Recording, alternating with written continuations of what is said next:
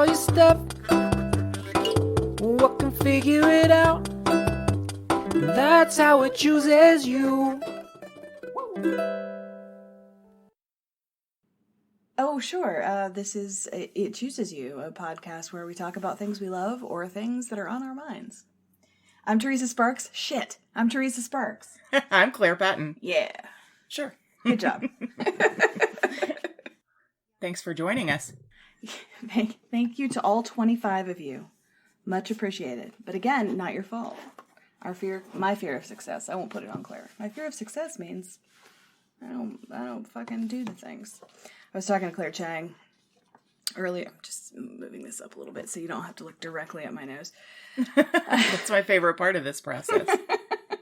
I love it when I can see your sinuses. Oh, look at those nasal polyps. I was talking to Claire Chang and she's like, I do websites, right? Just give me your login and I'll just fix your website and get it all set up. And I was like, oh no, I couldn't do that. And then I was like, why can't you do that? And then it was very clear that it was just all about, being vulnerable, actually being vulnerable. It's hard enough being vulnerable with you, who I already know, with the specter of people who might actually hear it. So, I may take her up on that. I may. So, yes, please, would you? Because I can't. You should definitely take her up on that. Oh do it for me. Oh my God. Do okay. it for me. That's easy. Then. Do you see how I know you? Yeah. Can do it for somebody else. Can't do it for myself, though. Yeah. I know.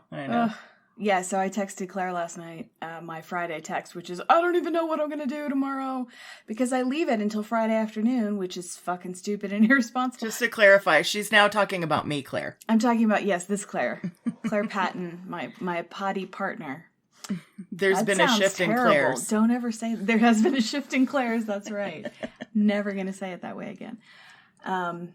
Yeah, I texted you last night and I said, I don't know what I'm going to talk about. And you're like, I have something and let's just talk about this. And I was like, great. But I was half looking. I was like, I want to tell the story of maybe I want to talk about the parable of the sower, but we've been talking about that for a couple weeks and I reread the book. Like, maybe I want to do that.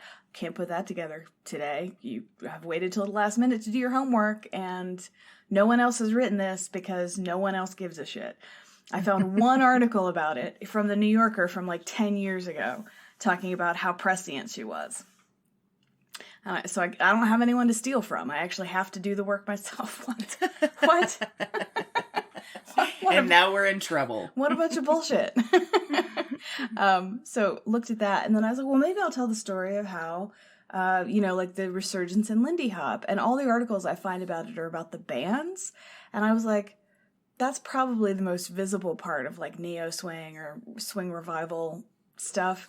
But the coolest and most lasting has been the dancing. Like, the bands stopped recording in the 90s, but people are dancing all over the world still and are really, So the dancing is, but again, no one has written that because I'm the only one who cares. Isn't it crazy though, in this day and age, when you find something that actually hasn't been addressed on the internet? Yeah. I'm like, surely someone has written something I can just read and credit. No. At least not like from the lens I'm interested in looking at it from. So anyway, I went through a couple of things yesterday, and then I was like, Claire. And you're like, hey, Claire. Don't hey, worry. Claire. Hey, Claire. Yeah. You're like, don't worry about it. I'm like, okay, I won't worry about it. Yeah, I feel like you're making me out to sound more chill than I actually am. I was chill with you in that instance, but I definitely had a moment of like, okay, what can we do? Yeah. It's not, I'm aware it's not cool, but I also can't help it, apparently. Also, in my defense, I've had illness the last couple days, and I've spent like 3 weeks differentiating diarrhea patterns for school. So my head is like not in the world. My head is in your bowels. Like, and it's not a great place to be. I'm not thrilled about it, but it's almost over. Yeah, we're moving to headache. It's fine, but oh my God. Yeah, no, it's been terrible. Yeah, okay, constipation this week. Go. So we do have a theme this week, everyone, and we will get into it. But just a note here that our conversation might be a bit more discursive than usual. is the point. They don't get warnings. If they're listening, they know what's up. If you've come back for a second episode, you know what you're getting into. You're an adult. Deal with it. That's right. There are plenty of other podcasts, man. There are some great ones. There are some really great ones. I've been trolling this week, and I found one called,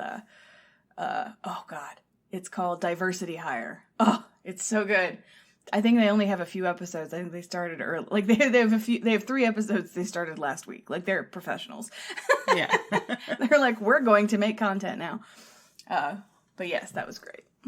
Well, I've been reading again. So summertime reminds me of staying in my room and reading books, which maybe you'll relate to. I mean, I did other things, but for some reason I've been going through a period of nostalgia, and I set up a little reading nook in my room, complete with blanket fort. So I've been reading more of How to Be an Anti-Racist and Farming While Black. And, but I've also been reading a bit of fiction, which has been just lovely.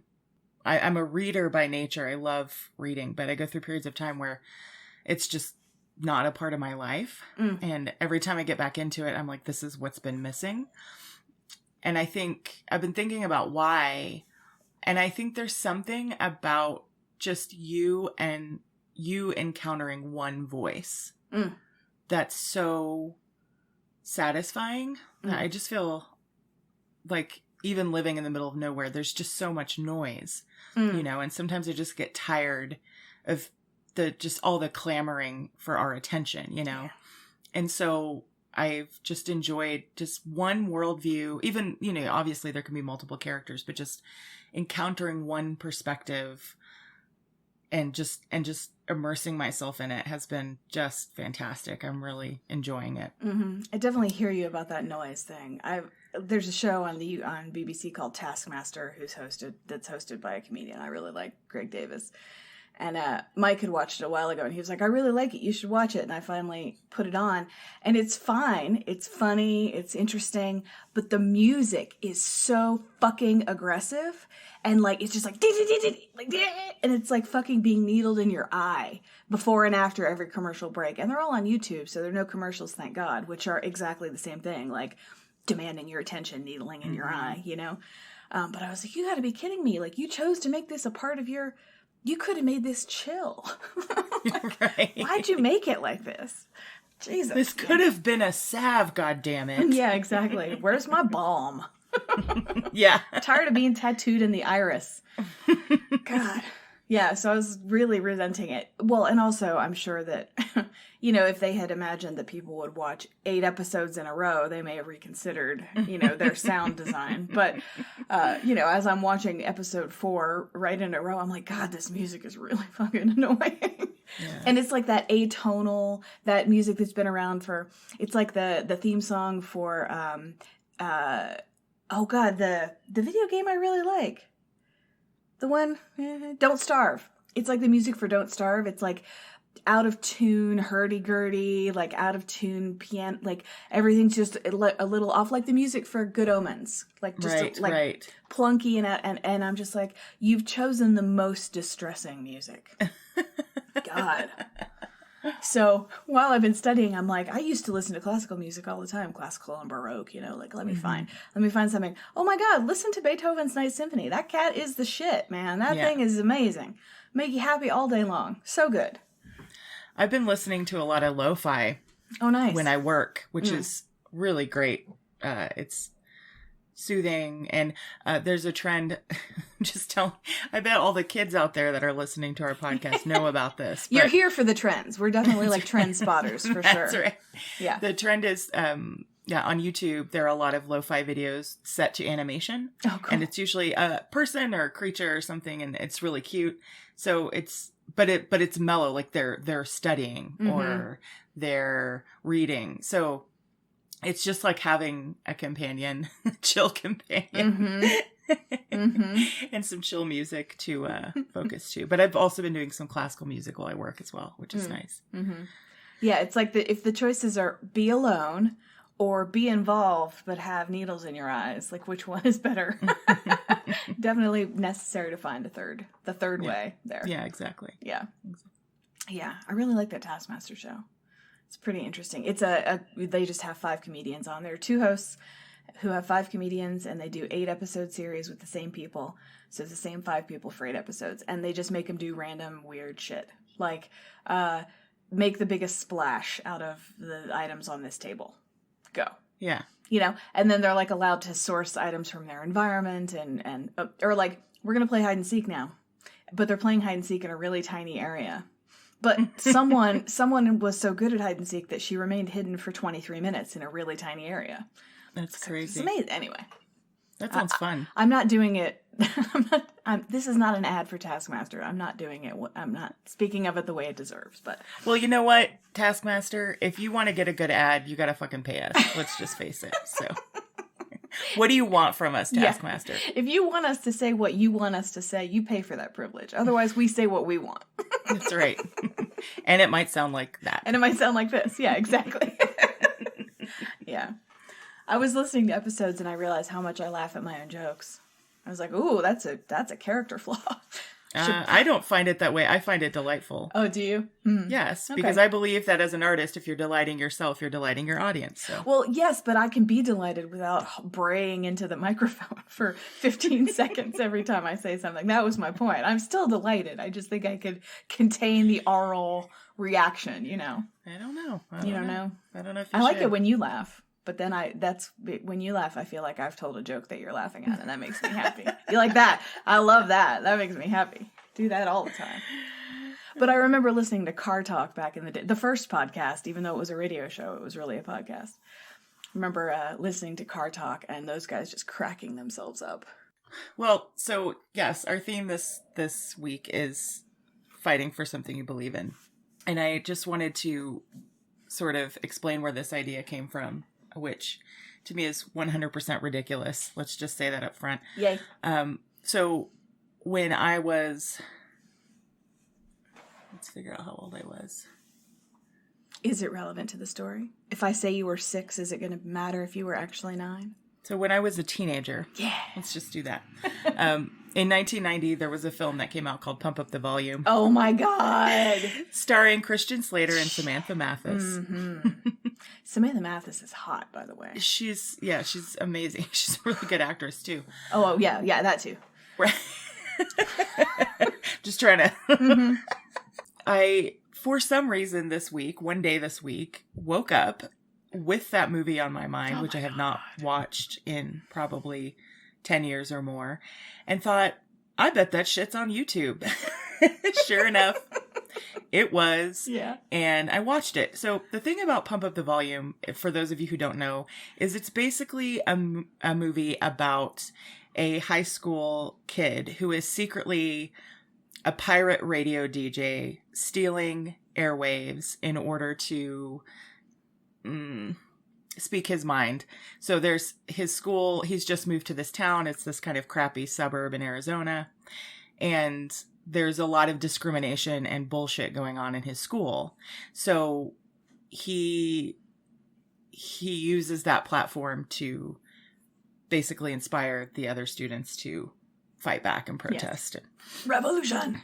Yes, exactly. Now I'm just getting used to this idea that you can love something and also be critical of it. Oh, welcome. Thank you. So the thing about this movie is that when I first watched it, it full on propelled me into my teenage rebellion by itself. It was just that movie. Did you get frosted tips? Was it a hair-based rebellion? No, okay. No. But the problem is that my rebellion had nowhere to go, right? So it was just this feeling that something was wrong. And in my suburban life, which I will fully acknowledge I did not educate myself, there was no specific injustice that I could see at that time to fight against. So rewatching the movie, and, to be fair, the movie, although there are these specific discriminations at the school, the general feeling of the movie and a lot of the things Christian Slater's character says is just like, you know, you ever feel like everything's played out, and you ever just feel like we're just drowning in a cesspool of our own indulgence, and, you know, all this kind of thing. So it's basically about a bunch of suburban white kids who get pissed off, you know. Who will be the last ones to attend any actual revolution. That's right. They'll come 15 years later. Hey, guys, party's still going on? What was really cool about it at the time for me is that it really articulated some feelings I had. Sure, yeah. And then, so in that sense, I felt represented also being a suburban white kid, you know. Because I'm sorry, because suburban white kids, we aren't represented very well. That's right. It's not like we can turn on the TV and see. I should say, we're just not really represented. I should say my anger. You're right. I should say my anger was represented. I shouldn't have used that word. Anyway, no. I love it. I just love it, and I'm criticizing myself.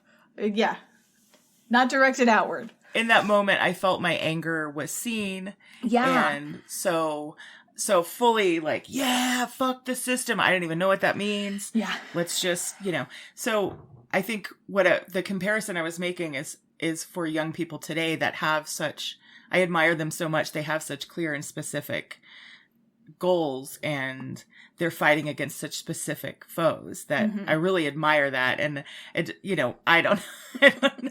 So, but I don't know if that serves a purpose or not, that awoke the little revolutionary in me that, you know, but it was fun to rewatch it. Yeah. It was very nostalgic. As I said, I'm in this phase of nostalgia. It was super nostalgic to watch it. It was fun. And I just noticed that, like, oh yeah, this is sort of anger without any kind of direction or purpose. Sure. Rebel Without a Cause is a classic for a reason. Yeah. What are you rebelling against? What do you got? Yeah. So this launched me into thinking about fighting for what you believe in. And the really cool thing about the movie is that basically the message of the film is use your platform to say something meaningful. Yeah. Which is fucking rad. Yeah. That's great. Mm-hmm. Yeah. I love this idea of like nostalgia, but going back and looking at like all the things that were really emotionally moving for us, and then just seeing them through the lens of white supremacy. I'm like, how interesting. Let me completely reconfigure my life. Like, that's cool. It's hard, emotionally difficult, but awesome. I love that. That movie was on HBO, but I think it wasn't my favorite. I remember it, but I think I only watched it, once or twice or something. Oh, you didn't watch it 325 times like I did? I did not. I had other movies I did that with that are mostly Monty Python. I went weird early. You took a turn. I did. Yeah, I took a turn early. I took a turn when I was 11 and I never went back. Well, my dad, this is not related to anything, but I'll tell the story anyway. My dad woke me up at 2 a.m. when I was like 5 or 6 years old and brought me down to the basement to watch The Blob, the like 1950s black and white movie, The Blob, where they're in the Arctic and they find a thing and they crack it open and then this thing crawls out and then it takes over the world. Or no, it happens in the normal temperature zones, and then they take it to the North Pole at the end. And I watched the whole thing. I was awake from 2 to 3:30 in the morning as a little baby. And at the end, my concern was that they were going to drop it on Santa Claus. Like, that's how poorly he assessed my level of a possible engagement with a horror movie. I was concerned about Santa Claus. I was like, but they dropped it on the North Pole. It's gonna hit. And I started crying because I thought they were gonna kill Santa Claus. So wow. But yeah, so starting probably with that, I started watching different kinds of movies pretty young. Go Dad. It's one of my favorite memories, but so irresponsible. It was a school night. What was he thinking?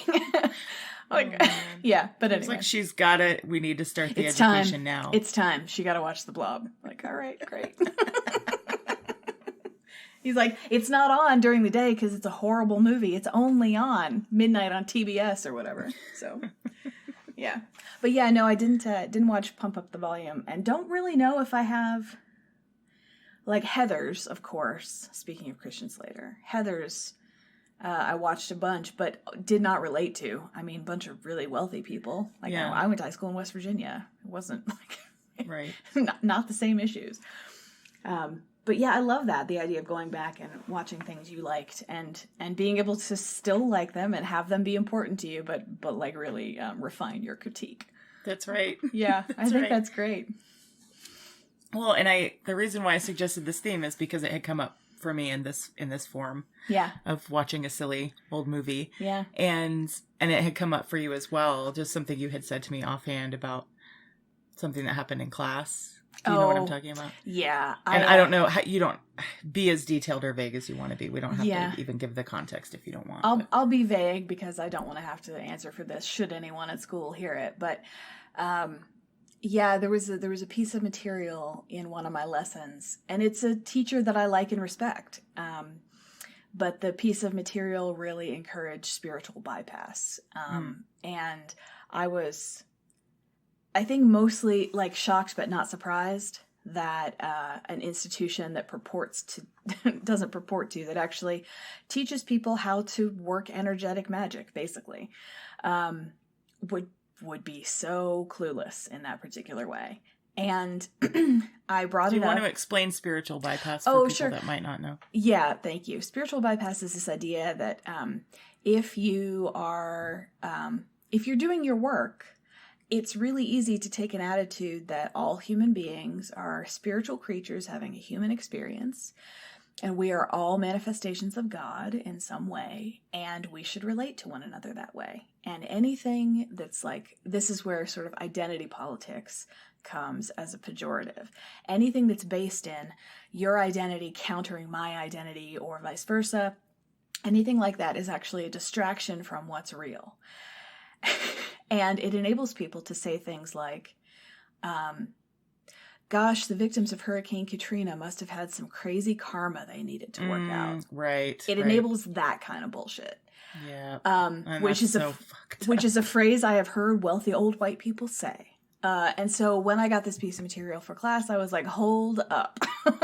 And I brought it up, and I was fine and under control and like fully in my white way of delivering things for about the first 5 minutes of my discussion of it. But then, as people do who are in positions of authority and who have not necessarily done their work around racism, was basically like, well, I didn't mean it that way, and here's this extra stuff. And I was like, well, none of those extra things you said are in this document. And this document is freestanding, and you asked us to take it on its own.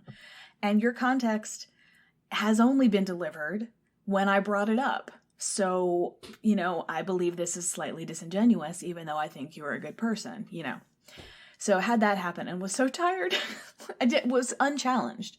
And I texted some friends sort of after the moment of it, texted them in class, and I was like, was I okay? And they're like, no, you did great.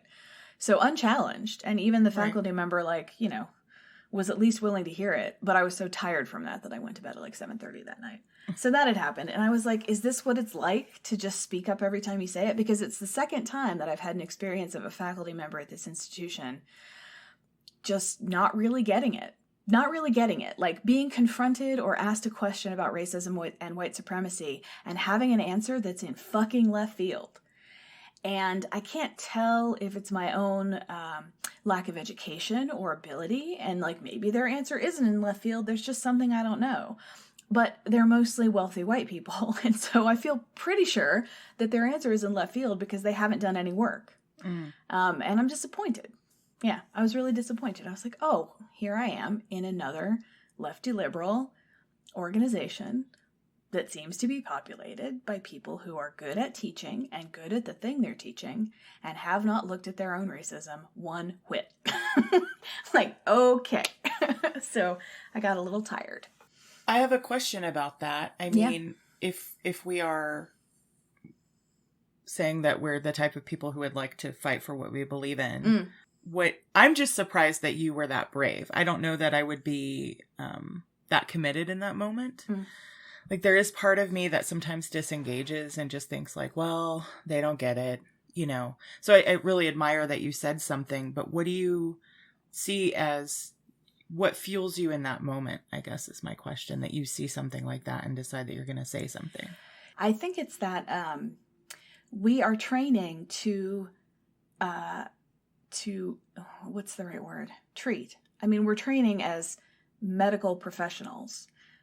We will be considered primary care providers.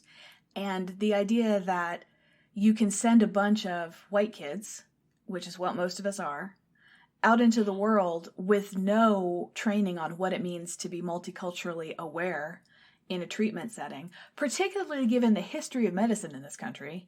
And as we talked about a few episodes ago, the fact of involuntary sterilization of Black women being so common in Mississippi that they called it a Mississippi appendectomy, that you can like step into that context as a healthcare provider and not have training from people who know their shit and have done this work appalls me. So I was like, oh, and I think there's one class. I think there's a 2 or 3 credit class we take in our like 3rd year that's supposed to cover this material. And I'm like, oh, right.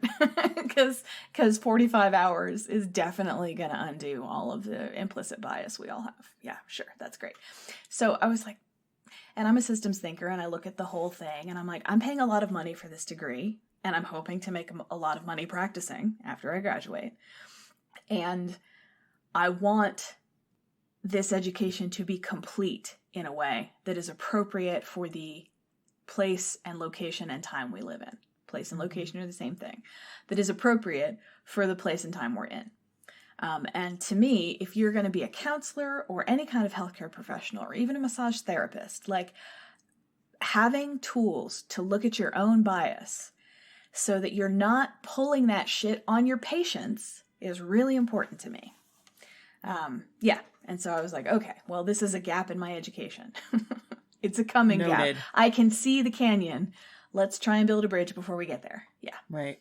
You know, again, not surprised, but disappointed that it's actually the people I've had these conversations with have been my 2 favorite instructors, as a matter of fact. So when you brought it up, was it out of a desire to just see if that's really what was going on? No, I knew that that's exactly what was going on. Right. And, you know, that's sort of my baseline is I know what's up. Let me tell you it, which is, you know, workable or not, depending on the situation. And, you know, not always correct, but mostly correct, I think. Here we go in the spiral of my own neurosis and primary stuff. But no, I thought I knew what was going on, and I wanted to name it not so necessarily that the school would change, but so that the people in my class would recognize that the materials they are getting do not necessarily, you know, as I'm thinking about it in terms of like defending an orthodoxy, but a particular kind of orthodoxy, and I don't know if that's what I mean. But like, there are some people in my classes who I'm pretty sure have not done any of this thinking. And I know that for a lot of different reasons. And that's fine. They're mostly white. They haven't had to. But on the other hand, it's absolutely not fine because we owe reparations. So like, I think I'm really interested in like getting a critical mass, helping contribute to a critical mass of people who are like, yeah, we got to pay reparations. Let's get on that, you know? And doing it in the context of education. Mm-hmm. I also have to say, in defense of this instructor, the document that she sent us was specifically about how to do inquiry in the clinic and sort of ask somebody what's going on and not impose your own worldview on them, which is fine, but you can't possibly bracket a clinical experience from your way. Like, if you're a fucking active racist in the world, you're going to be an active racist in your clinic, right? And whether you impose your worldview on them or not, like trying to or not, that's what you're going to do. Did I answer your question? Mm-hmm. Yeah. So yeah, that was hard. And at the end of it, I started crying. I definitely had tears in my voice because what I want is to be so good at explaining this that people immediately say, oh yes, I see my error, you know, and of course, no.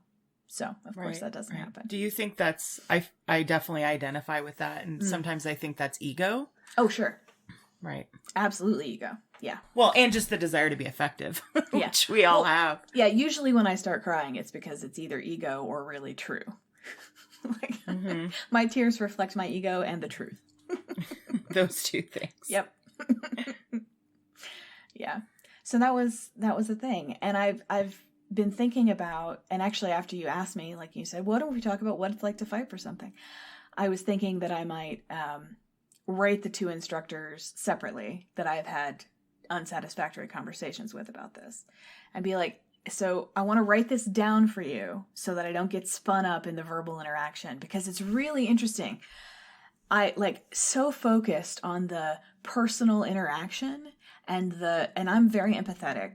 Like I can't, there are movies, there's a certain kind of comedy I find it very hard to watch because I'm so empathetic. I'm like, oh God, those poor people. And I get spun up in my own empathy and I can't actually finish the thought that I'm having.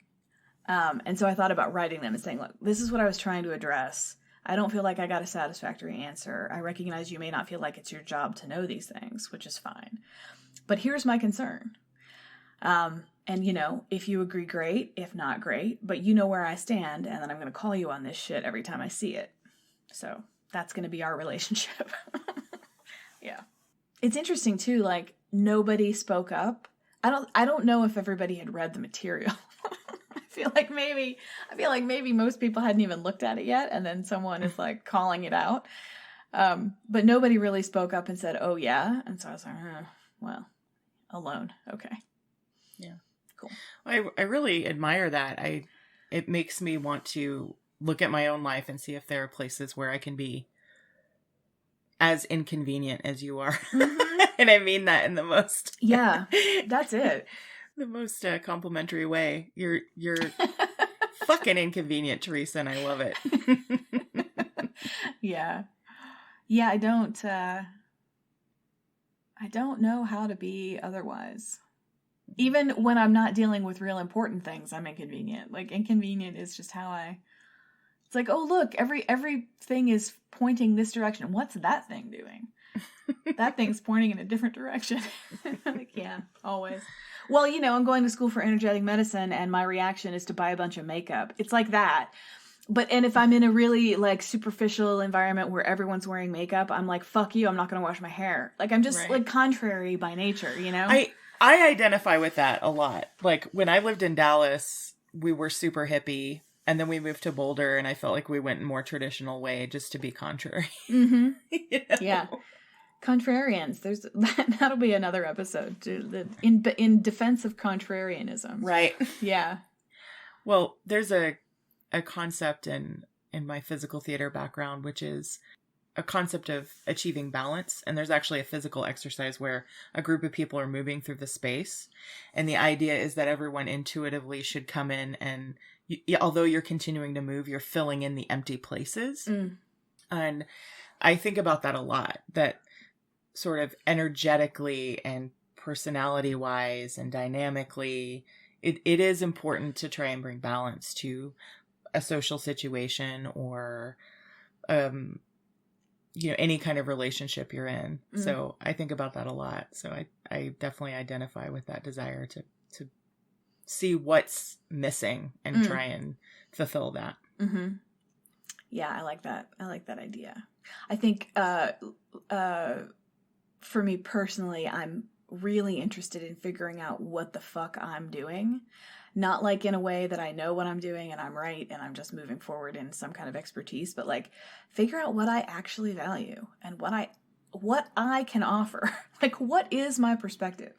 I think it's this, you know? And when I end up crying about something that I'm talking about, I'm like, oh no, that's definitely it. I'm crying. This is clearly my perspective. Yeah. Yeah. So the tears are a really good indicator. Yeah.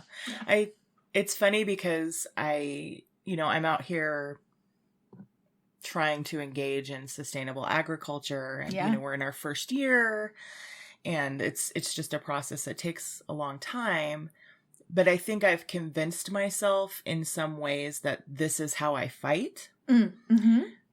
The fact that I'm out here is a fight and what I'm doing is a fight. And I sort of have this like, hey, everybody just hang on a second. I'm trying to figure this out. Yeah. And then I'll come back to you all and tell you what I've learned and maybe help my community, you know.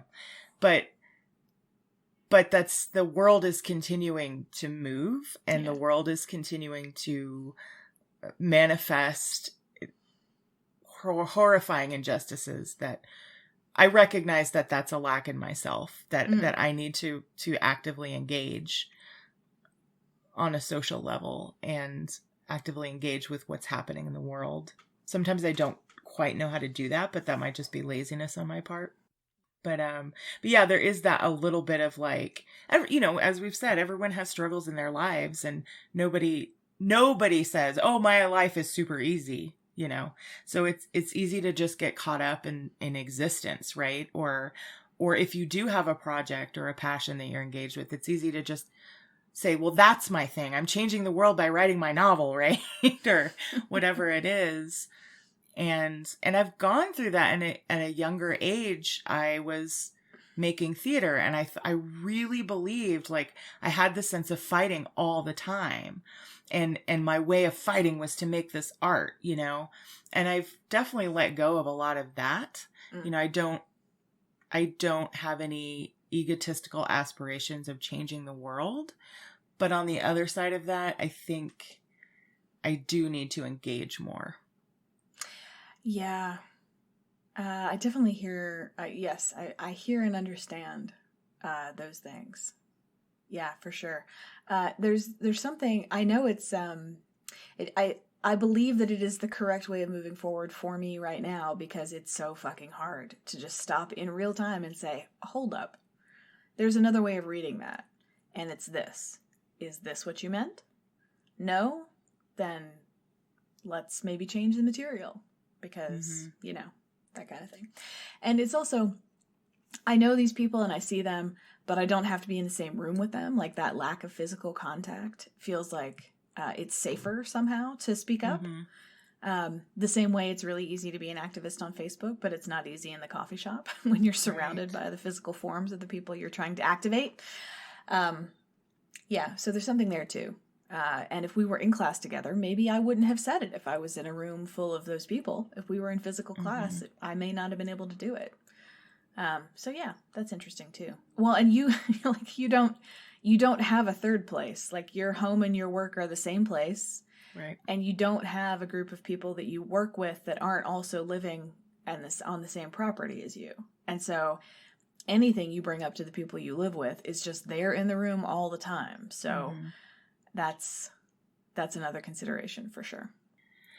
Yeah. And something you said just reminded me of this, which is another thing I admire about you, is sometimes I operate from a place of just assuming, especially with authority, assuming that authority knows what it's doing, or that experts know what they're doing. I tag that to your Catholic upbringing, frankly. Yeah, that's probably where that comes from. And like when I see people my age, but especially younger people who are so self-possessed and know who they are and have a sense of purpose and don't have a problem speaking truth to power, I'm on board. So impressive. I love that. It's so impressive. Yeah. Because I was just like trying to fit in, when I was their age or whatever. But I've definitely, I don't trust experts in the same way I did, or authority figures in the same way I did. But it's one thing to sort of have your own opinion and not trust versus actually speaking out. I guess I just really want to understand where that comes from for you. Like, what makes you think you have the right to say something? Sure. When you identify it, what you have something on your side that I think I don't have on my side. Do you know what I mean? Yeah. Your perception is that you have justice, or I'll let you speak, but something on your side that I don't perceive that I have. Yeah. Well, in this, it's not everything. It's with this in particular, I have done work over time with it. This in particular meaning looking at my own white supremacy. I have done work on this in a concentrated way over a long period of time. And so I have read lots of different books. I have that the things I've learned have had enough time to marinate in my head, and have had enough time to see them manifest in other ways in the world, not just me in the book. And so it's that. And the more I do that work, the more it's like, yes, of course. And if you look for manifestations of it, they're just everywhere. And so I think it's just really that, like, I've put the time in. And so with this in particular, I'm like, I actually know more than you most of the time, talking to white people. You become your own expert, your own authority. Yeah. And I don't, by learning from people who are real authorities. That's exactly right. Yeah. People who are actual authorities, whether they have written books or led workshops or done whatever. I have learned from them. And also, there is definitely power for me in rooting it in my own nonsense and my own bullshit. Like, I'm an expert on what a fucking racist I am. And that feels like way better to me than like trying to take a historical perspective because I'm not a historian, or take a perspective that I have no right to, which is the location of being oppressed by skin color in this country, right? But I'm an expert in my own white supremacy, and I can talk about the ways I see it manifest in me all day. And I can reference people who have talked about how whiteness shows up in their lives, and I can say, yes, that is correct, because I've done that shit. So, like, that's, I think, a lot of it, is that I'm rooting it in myself. Right. Which is very secure. And then if I'm wrong, then that's great, because, like, I can do something about that. Yeah. Does that make sense? Yes, it does. Yeah. But also, like, my orientation in the world is I know and you don't. Like, that's true, like, no matter what we're talking about. Which is not a great way. Not a great way of being. Kind of shuts things down pretty hard sometimes. Yeah. Like, expertise is... One of my fucking cousins used to call me Einstein in the mean way. Because even when I was a little kid, I was like, I think it's this. And I was right most of the time. Again, I'm right often. But no, not the best social behavior, probably. Which is why I only have 2 friends, and they're both named Claire. You have very strict standards. Number 1, must be named Claire. Yeah, that's right. I'm sorry, is your name Claire? We can't hang, sorry. Yeah. Yeah, so, like, it's easier for me just because that's how I'm built. I'm built to know more than you, which is obnoxious, but also helpful sometimes. Yeah. Do you know how you're built? How are you built? What's your stance? My fundamental orientation lately has just been that I'm living on borrowed time. And so... Damn. A big fear of death right now, and... So yeah, it's just a hard place to... Yeah. Well, fear is a hard place to operate from. Yeah. Mm-hmm. We know it's real because there are tears. Yeah. Damn. So yeah, and I think some of that fear just comes from the fact that I'm emotionally uncomfortable with some of the examination I've been doing of my own racist tendencies. And, like... I think it's the peasant in me goes like, oh, you're uncomfortable physically or emotionally, you're immediately going to drop dead. Like, right. Like any discomfort is terminal. Totally. Yeah. So yeah, just all that to say, it's just not justifying any lack of action on my part, but it's just a hard place to operate in the world from, Yeah, I can see that for sure. Accomplish anything from. Yeah. Wow. Well, that's intense. Yep. I don't really know what we were talking about right before this, so I don't really know what to say. No, we're just talking about fighting. I mean, basically...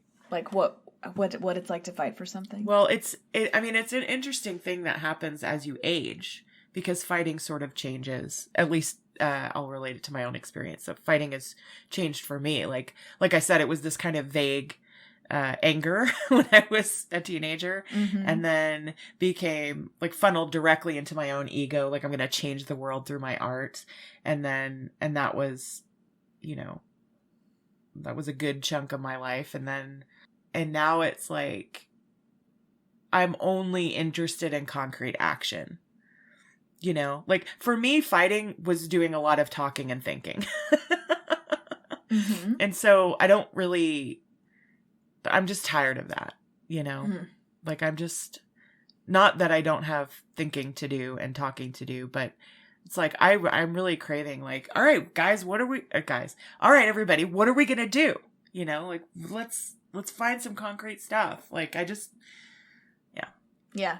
Well, I think if you, like, reparations are concrete, like finding a way to pay them. Yep. And obviously not through a federal system at this moment, but, you know, finding some other way of doing it, that feels really important and big for me right now. But also, like, talking and thinking, if people had not done their own thinking and then written down their thoughts, like, I would not know the things I know. Like, writing down what you know and sharing them in the form of books is, like, it's important, and it is concrete action. It's just maybe, like, not concrete if you're just consuming them and then not going any further. So don't shit on your own reading is what I'm saying. Right. No. That is an important factor. I just know my own tendencies to be like, well, I thought really hard about that, you know, after so many years of patterns. It's like, well, good thing I thought about that. Yeah. The end. Totally. Oh, God. Yeah. And then I won. I thought about that for a few minutes. I don't ever need to revisit it. That's right. Yeah. So, yeah, totally. As we've said many times, it's just examining your own white privilege and your own support of racist policies is ongoing work. You know? Yeah. Yeah. Well, and, you know, fighting for something, if that metaphor doesn't work for you in whatever way, I think building something is also really applicable. Yeah. Right? And so building something is less theatrical. Like it's less dramatic. Maybe the story there isn't as, you know, there's a Calvin and Hobbes thing where he's like, no one ever talks about superheroes on committees. Go into the committee meeting to decide, you know, the new policy the city's going to adopt to whatever, because that shit does not make a good comic strip. Right. Like, that's not a movie. That's fucking boring, right? But necessary. So, like, whatever the building is, if it's building something, whether it's reclaiming a piece of abused ranch land in Weld County, Colorado, that's a time-consuming. It doesn't have quick beats. It's not exciting, but it's definitely valid action, and it is action. So, like, you're taking action by being there. Being physically exhausted by a piece of grass. Yeah. That's how I think of you, is like the grass is beating you right now. Yeah. The grass is fucking more powerful than Claire at this moment. The grass, the wind and certainly is. The wind, the grass, and the coyotes are like, fuck you. Also, it's like, don't trust anything I say right now, because it's mosquito season. I'm an insane person. Like, I'm just, the mosquitoes they've injected me with lies and fucking nightmares and, yeah. I love it. You're living in a sci-fi novel. The mosquitoes are here. They've injected me with lies. I am. The irony for me is, like, I feel like being stagnant is death, right? That's, and so it does get harder as you age to stay uncomfortable, to be willing to stay uncomfortable, to keep your mind and heart nimble and adaptable, right? We stiffen up, we set in our ways as we age. And so the funny thing is I'm saying that for some reason discomfort spells death for me. It's actually the opposite. It's life, right? Mm-hmm. Yes, growth is uncomfortable. You know, as I look at my parents and my parents' generation, it's like, oh man, you guys, everybody says like, oh, the generation, they gave up, right? Like, they gave up, they sold out. You know, this is very much pump up the volume speak now. But yeah, it brings up, we always fear always hides a desire, right? Yeah. So I'm uncomfortable because I know that somewhere that discomfort is the essence of its energy, its life force, right? And then, but then the fear, the specter of death comes, like, you're gonna die because you're uncomfortable, like, you know, when really I'm reverse aging. So, I get that for sure. Yeah, I don't know if that made any sense whatsoever. I was gonna say, like, I was gonna make a Benjamin Button joke about myself. So we understand each other somehow in there. Yeah. Stillness is also necessary. Right. Stillness is not nothing. Just speak from that perspective. Stillness is not nothing. Regeneration happens in stillness. Like, it is necessary in order for things to then move again.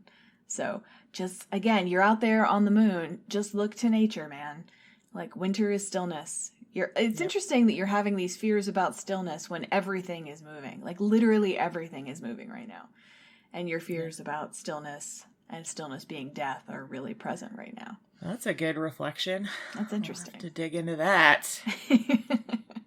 Maybe it's because you were talking last podcast about balance and about when you have been active for a long time, you then actually need to be still and whatever. So maybe in the middle of this activity, you're like, no, I really just need to be still for a little bit. And so maybe it feels like death seeking, right? Yeah. If stillness makes you uncomfortable, or stagnation, as you put it, maybe you feel like you're seeking death right now. Yeah. Because you want it so badly because everything is so busy.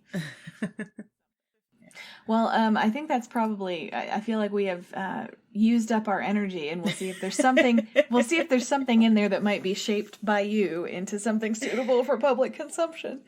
Thank you for talking to me this morning. Thank you for talking to me. Yeah. Let's get out there and build something. Yeah. AKA fight for what we believe in. Yeah. AKA build/fight. Yeah. /grow. Yes. Something. Build, fight, and grow. Build, fight, and grow. All right. Well, thanks everybody. We'll see you again soon. Thank you for listening. Bye. Bye. Testing. Great. Thank you for listening to It Chooses You. Your hosts are Teresa Sparks and Claire Patton. Our theme song is by Bobby Dart. If you'd like to get in touch with us, drop us an email at itchoosesyoupodcast@gmail.com.